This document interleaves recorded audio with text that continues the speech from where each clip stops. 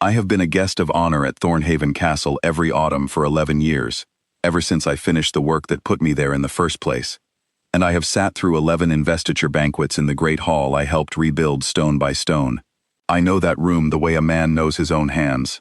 I know which flagstones I laid myself, and which the medieval masons left me, and I know that nothing that happens under those beams surprises me anymore. I was wrong about that, as it turns out, and I am glad to have lived long enough to be wrong. The Order of the Silver Lance is not an ancient thing, whatever the banners suggest. It was founded some 40 years ago by men who loved the idea of chivalry more than they loved horses, though to be fair to them, they came to love the horses too. They keep the old forms with a straight face, the investiture, the touching of swords, a herald who reads out lineages that were, so far as I can tell, invented sometime around 1987, and I long ago stopped minding the theater of it, because underneath the theater, they do real good. Scholarships for young stable apprentices, a fund that keeps retired working horses fed and shod, enough besides to put 3 families' worth of children through riding boots and school shoes both. Once a year they gather at Thornhaven, in tabards and mantles, elect their new members with a great deal of ceremony, and eat a very good dinner under a hall I spent 4 years putting back together after the roof came in during the war. I go because they ask me, and because I like to see the walls holding. That evening, the hall was already filling when I arrived, 60-odd men and women in cloaks the color of good claret, a scattering of real medals among the ceremonial ones, the long tables laid under a ceiling I know holds because I tested every truss myself. 2 suits of armor stood sentry either side of the great fireplace, borrowed each year from a museum 3 counties over, and along the walls hung the banners of a dozen invented houses in colors no medieval dye ever managed. Somewhere out past the tall doors, a groom was walking a nervous chestnut gelding in slow circles to settle him after the fireworks rehearsal, and I could hear, faintly, the low murmuring voice you use on a frightened animal, patient and unhurried, going round and round. At the far end, under the west window, someone had wheeled in a grand piano, its lid a black lake catching the candlelight. I remember thinking it looked out of place there, too smooth and modern a thing, among all that hammered iron and stone, and I remember being wrong about that as well.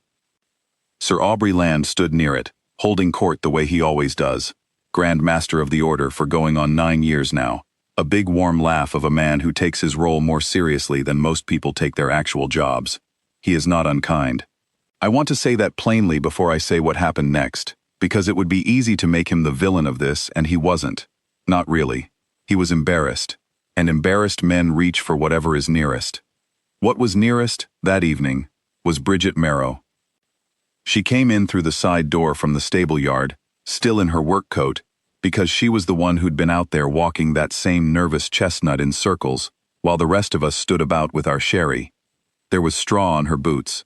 There was, I noticed, a smear of something honest and equine on her sleeve, and her hair had come loose from its plait on one side, the way hair does when you've spent an hour with your head pressed to a horse's neck, talking it down. She was not trying to be part of the room.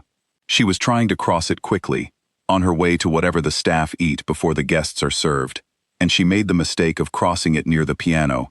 At the exact moment, Sir Aubrey turned from the fireplace with a full glass in his hand, and an audience already gathered around him. "Careful of the instrument," Sir Aubrey said, not unkindly, and then, because a small ripple of laughter had already started at the sight of her boots against the marble, he could not quite help himself. "Since you know the horses better than the keys, Miss Marrow, why don't you give us a tune, while the real evening waits?" I want you to understand the shape of that laugh. It wasn't cruel, not the way I've heard cruelty done. It was the laugh of a room that has already decided what a stable girl in muddy boots is for, and is pleased to have that decision confirmed. Bridget stood very still. She had pale eyes, and a jaw that didn't move, and I saw her look once at the piano, the way you'd look at a locked door you happen to have the key to. "If Sir Aubrey wishes it," she said. That was all. No blush, no stammer, none of the things a room expects from its jokes.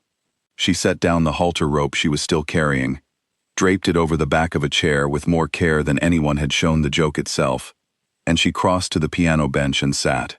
The laughter had not quite finished dying when her hands found the keys, and I remember the exact moment it went out altogether, because I felt it happen in my own chest before I understood why. She began so quietly I thought at first she was only running scales to embarrass Sir Aubrey back. 3 descending notes, unhurried, almost apologetic, the kind of opening you could mistake for nothing at all. Then the phrase turned, and turned again, gathering something under itself the way a tide gathers before you notice the water's gone strange around your ankles. I did not know the piece then. I know it now.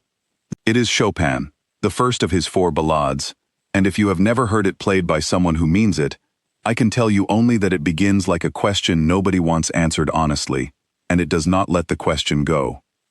The hall had gone silent in the particular way a room goes silent when it stops performing politeness and starts actually listening.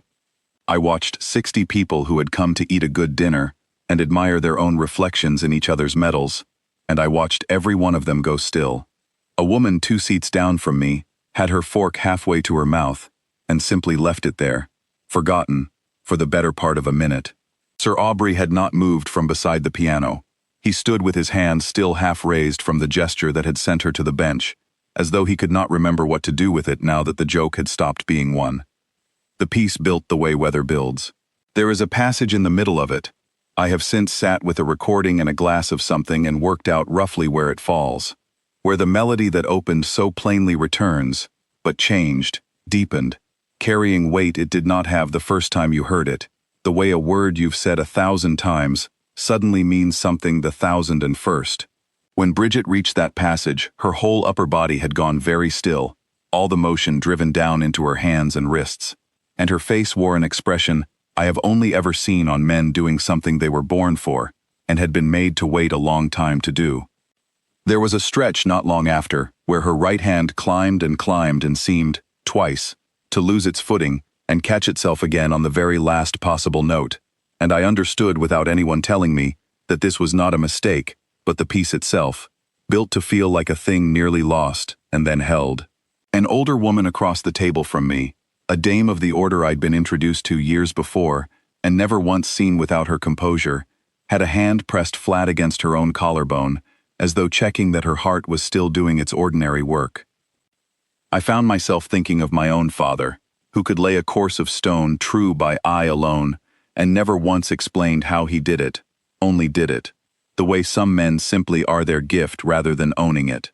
I thought that whoever had taught Bridget Marrow to play like this had likely never once called it teaching. The storm came near the end. I do not have better words for it than that.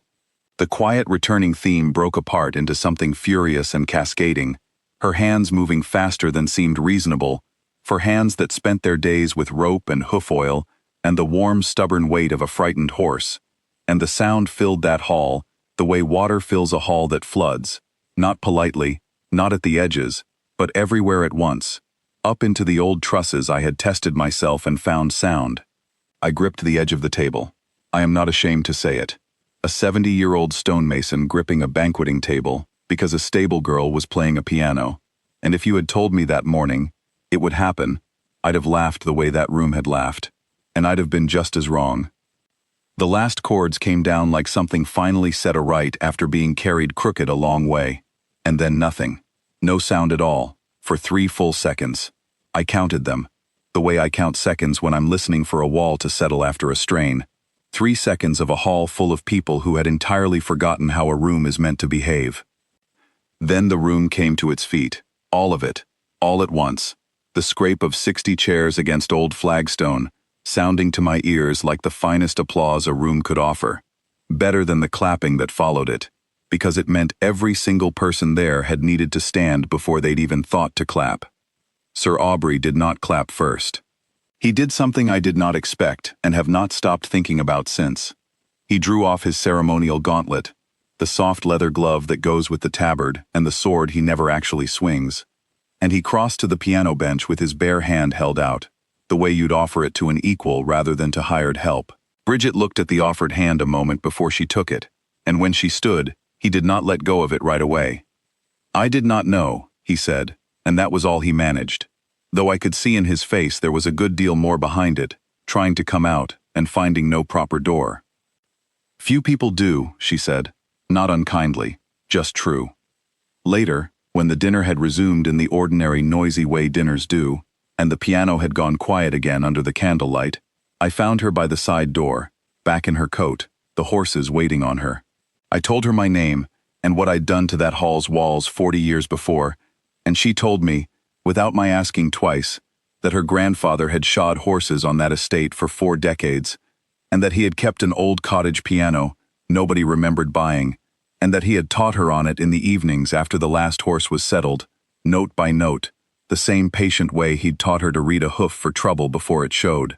He had died the winter before last. She had not played for anyone since, not once, until a proud man in a borrowed gauntlet handed her an instrument as a joke and left her nowhere to go but into it. He'd have liked that I only played because I was dared to, she said, and there was something in the way she said it, not bitterness, nothing so simple as bitterness, that told me she meant her grandfather would have found it exactly the kind of joke worth answering properly. I asked her, before she went back out to the horses, whether she meant to play again, for an audience I mean, a proper one, not one that had cornered her into it. She considered the question the way she'd considered Sir Aubrey's offered hand, unhurried, giving it its due weight before she answered. I hadn't planned to, she said, but I don't suppose I can go back to pretending I don't, now that a hall full of knights has seen me do it. I have stood inside a great many walls in my life, and told you honestly which ones would hold and which would not. I have never once been wrong about a wall. I was wrong, that night, about a girl in muddy boots, and about a piano I'd thought too smooth and modern a thing for that old stone hall, and I have found I do not mind being wrong nearly as much as I always imagined I would. I think about it every autumn now when I go back, and I look at the west window, where the piano stands empty most of the year, gathering dust motes in the afternoon light, and I think that some things wait a very long while behind a plain door before anyone thinks to open it, and that when they finally do, the whole room remembers, for exactly as long as it lives, what it sounds like when the wait was worth it.